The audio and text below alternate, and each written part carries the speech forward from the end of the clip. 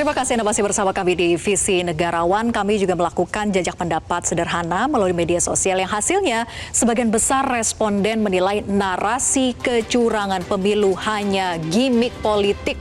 Jadi 53% menyatakan ya, kecurangan, narasi kecurangan hanya gimmick, kemudian yang menjawab tidak hanya 47%. Saya ingin ke Pak Sukidi terkait dengan hasil polling, apakah para guru besar, budayawan, dan seluruh masyarakat sipil gitu ya, ditambah lagi mahasiswa, salah saat menggugat intervensi dalam pesta demokrasi ini? Mereka berada di jalan kebenaran. Dan saya melihat bahwa kita harus tak kenal lelah menyuarakan kebenaran. Karena apa? Karena kebenaran itu hari-hari ini telah dihancurkan. Sehingga rakyat tidak bisa lagi membedakan mana yang benar dan mana yang salah, mana yang baik dan mana yang buruk.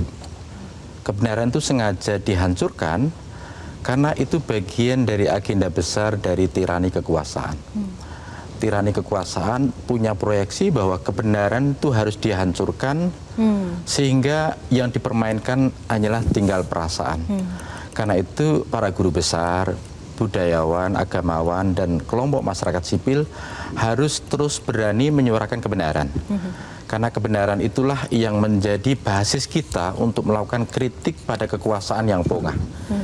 Karena kata Profesor Timothy Snyder dari Yale University, jika kita tidak punya basis kebenaran, maka kita tidak punya basis untuk mengkritik kekuasaan. Dan jika kita tidak punya kebenaran, maka semua itu hanyalah tinggal tontonan. Karena itu kita harus mengembalikan dan mengajak masyarakat untuk believe in truth, percaya pada kebenaran. Dengan percaya pada kebenaran, maka kita menjunjung kembali cahaya kesucian, cahaya kebaikan, dan cahaya kebenaran menjadi fondasi kita untuk menata republik ini. Tanpa kebenaran, maka kita kehilangan nilai, kehilangan etika, kehilangan fondasi dalam bernegara. Itulah sebabnya kenapa kebenaran ini harus selalu kita gaungkan, karena itu adalah suara kenabian. Suara kenabian dari para guru besar, dari para budayawan gitu ya, harus terus digaungkan, tidak boleh berhenti, dan tujuannya adalah agar kebenaran itu benar-benar untuk diungkap gitu ya, seterang-terangnya di hadapan publik. Nah, saya ingin ke Romo Beni. Romo Beni, banyak yang berkata sudahlah, kalau kalah itu legowo aja. Apakah sebetulnya wacana hak angket dan gugatan di MK itu pelanggaran komitmen, siap menang, siap kalah sebetulnya? Ya enggak juga ya, karena jangan sampai apa yang dikatakan Jeruk Habermas itu terjadi ya.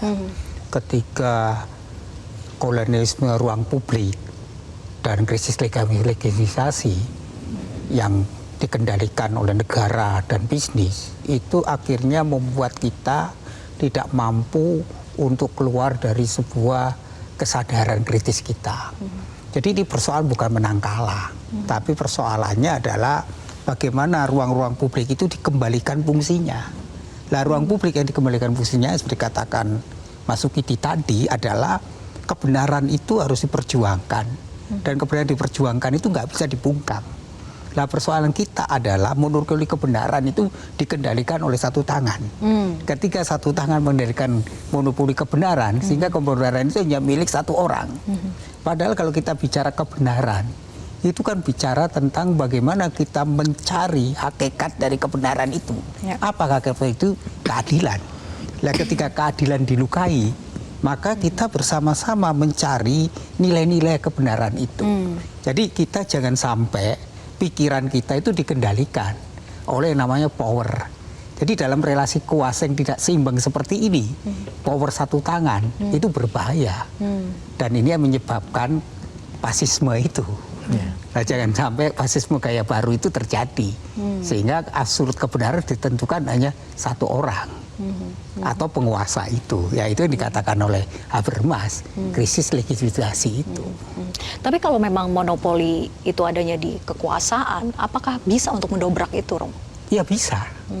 Kalau kita belajar tentang pengalaman refleksi ya, bagaimana fasisme Jerman tumbang itu kan muncul pemikir-pemikir besar, termasuk di dalamnya Maska Frankfurt ya, Habermas, ada Walter Benjamin. Dengan Walter Benjamin misalnya bagaimana kesenian tidak hanya jalan estetika atau keindahan, tapi kesenian menjadi alat kesadaran masyarakat untuk apa? Melawan tirani itu.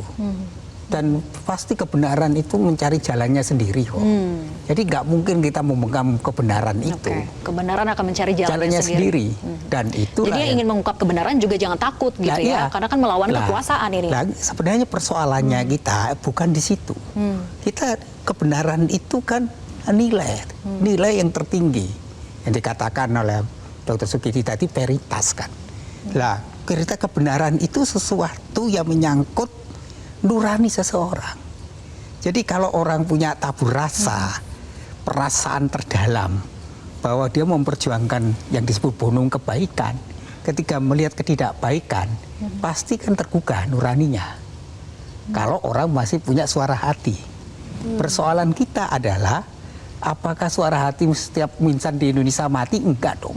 Guru besar, budayawan, agamawan kan menyuarakan suara hatinya, menyuarakan nuraninya itu. Nurani kebenaran ya. Dan nurani itu cahaya kan. Ya. Saya ingin ke Prof. Valina. Prof. Valina, setiap pemilu itu kan pasti muncul gitu ya polemik soal legitimasi. Sebetulnya pesan apa yang bisa disampaikan terkait dengan menyikapi keabsahan pemilu? Ya. Saya kira ini sesuatu yang sangat penting ya.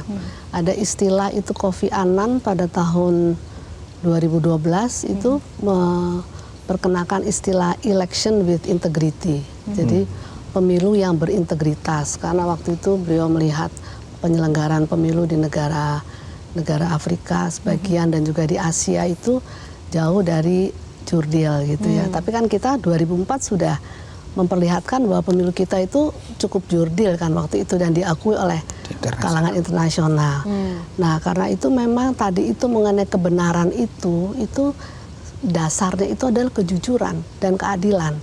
Jadi untuk memperoleh hasil pemilu yang jurdil itu, ini adalah menjadi tugas dan tanggung jawab dari penyelenggara pemilu yang mereka ini diberikan tugas konstitusional ya oleh konstitusi kita maupun undang-undang supaya pemilunya itu jujur dan adil sehingga hasilnya itu memang benar-benar ya mencerminkan kehendak atau suara dari rakyat. Karena itu di dalam election with integrity atau juga ada istilahnya genuine election. Nah, itu ada prinsip-prinsip dasar yang sifatnya universal. Itu yang harus menjadi acuan penyelenggara pemilu untuk bekerja di dalam melaksanakan tahapan-tahapan supaya jurdil. Itu ada istilah ethical behavior, bahwa penyelenggara pemilu itu bekerja harus berbasiskan pada sikap dan perilaku yang etik. Ya, mereka kan punya kode etik, code of ethic, code of conduct. Ya. Kemudian mereka mesti fairness, ya, keadilan. Mereka mesti akurat dalam bekerja. Jadi tidak boleh, kalau yang sempurna memang nggak ada, tapi itu harus selalu diupayakan, tidak boleh satupun misalnya warga negara kita tidak terdaftar misalnya. Tidak boleh satupun suara itu yang hilang atau tercuri. Ya, dimanipulasikan dalam proses penghitungan, pemungutan dan penghitungan suara. Ada istilah impartiality, ada istilah transparansi, akuntabilitas. Itu mesti menjadi nilai-nilai utama moral values dari penyelenggara pemilu. Jadi memang mempunyai tugas yang besar ya, bersejarah sebetulnya. Penyelenggara pemilu itu untuk menghadirkan pemilu yang berkualitas dan berintegritas.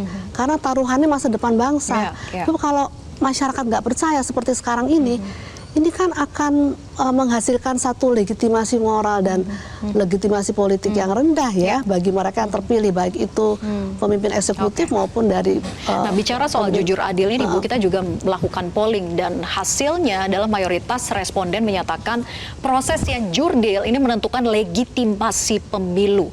Itu hasil polling kita begitu ya. Saya ingin ke Romo Beni kemudian. Romo, demokrasi yang sehat menghargai proses bukan hanya hasil, apakah masih layak sebetulnya kita mengklaim sebagai negara demokrasi bila kontestasi mengabaikan persaingan yang sehat? Ya, sebenarnya apapun demokrasi itu proses ya, proses menjadi untuk lebih baik kan, berkualitas kan. Nah, ketika proses menjadi itu dikadali, dikendalikan oleh tangan-tangan kekuasaan, maka demokrasi itu tidak akan bermartabat. Lah demokrasi yang bermartabat, kalau kita bicara tentang nilai Pancasila, itu ada rasanya, rasa ketuhanan, rasa kemanusiaan, rasa persatuan, kerakyatan, dan keadilan. Dan rasa itu yang harusnya menjadi tidak hanya sekedar pengetahuan, tetapi dia harus menjadi patos. Artinya demokrasi itu punya kualitas di mana harusnya dalam persaingan yang sehat itu harus ada fairness tadi, nilai-nilai keadilan, kejujuran, integritas. Lah disitulah kenetralan penting. Lah ketika kenetralan itu tidak ada dan hanya dikendalikan dan dikuasai oleh satu pihak, maka demokrasinya tidak sehat, tidak timpang. Itu yang menimbulkan sekarang ini kecurigaan kan. Lah untuk supaya rasa curiga itu hilang, maka kan perlu ada mekanismenya. Lah mekanisme itu yang sekarang mau dicoba dengan hak angket. Artinya bahaya juga kalau misalnya kecurigaan itu terus berkembang gitu ya sampai dengan pemerintahan baru yang akan datang. Lah itu tadi. 5 tahun bisa jadi ada ya, pergolakan itu artinya gitu. Kan krisis kepercayaan. Kan? Kalau krisis kepercayaan terjadi, ya apa artinya? Maka angket itu salah satu jalan untuk mengatakan bahwa dengan penyelidikan kalau tidak ditemukan indikasi kan selesai. Ya. Artinya kepercayaan itu pulih.